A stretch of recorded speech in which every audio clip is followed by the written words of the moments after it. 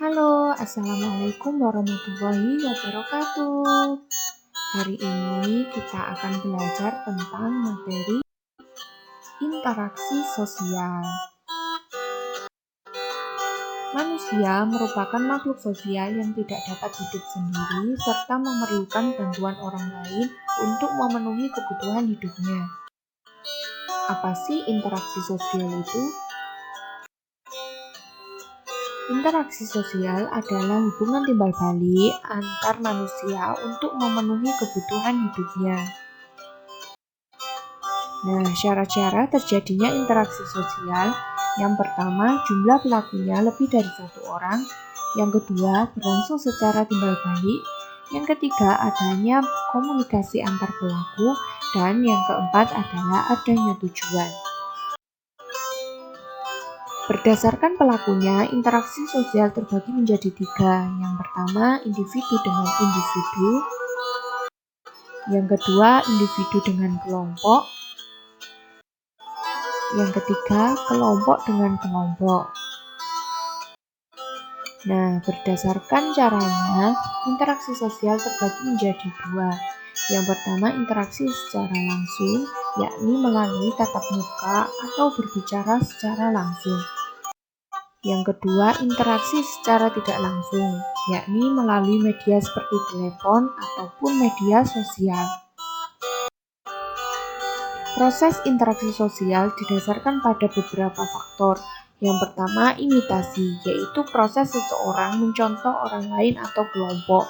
Contohnya seperti seorang anak yang mencontoh ibunya sedang memasak. Yang kedua, sugesti, merupakan pengaruh yang dapat menggerakkan hati orang. Contohnya seperti seorang dokter. Dokter memiliki sugesti untuk pasien tersebut sehingga pasien itu akan cepat sembuh.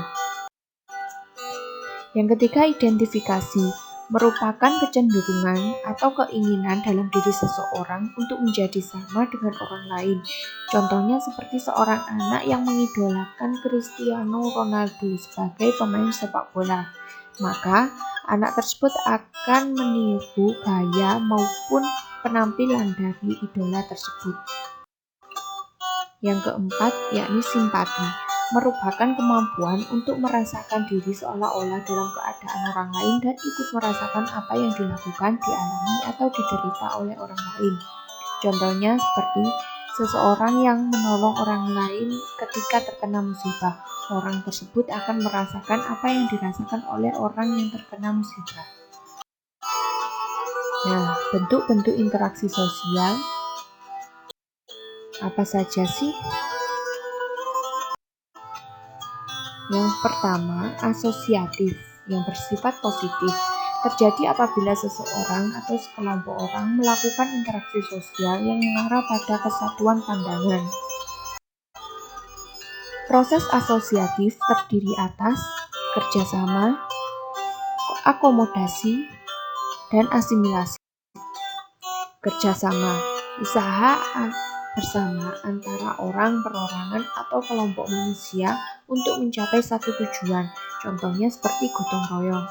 Yang kedua, akomodasi, yakni usaha manusia untuk meredakan pertentangan, yaitu untuk mencapai kestabilan. Contohnya toleransi antar umat beragama. Yang ketiga, asimilasi, merupakan cara bersikap atau bertingkah laku dalam menghadapi perbedaan untuk mencapai kesatuan dalam pikiran dan tindakan. Contohnya seperti perkawinan campuran, bisa jadi antar ras atau antar suku. Yang kedua yaitu disosiatif, yang bersifat negatif. Terjadi apabila seseorang atau sekelompok orang melakukan interaksi sosial yang mengarah pada konflik dan merenggangkan solidaritas kelompok. Proses disosiatif terdiri atas kompetisi, kontravensi, dan pertentangan.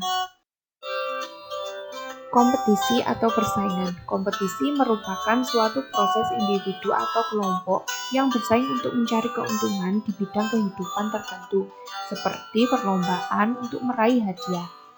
Yang kedua, kontravensi. Kontravensi adalah sikap mental yang tersembunyi terhadap orang lain atau terhadap unsur-unsur kebudayaan suatu golongan tertentu. Contohnya yaitu persaingan politik. Yang ketiga, pertentangan atau konflik. Pertentangan adalah suatu proses di mana individu atau kelompok berusaha untuk memenuhi tujuannya dengan jalan menentang pihak lawan dengan kekerasan. Nah, itu tadi pembelajaran kita tentang interaksi sosial. Sampai jumpa lagi di video selanjutnya. Wassalamualaikum warahmatullahi wabarakatuh.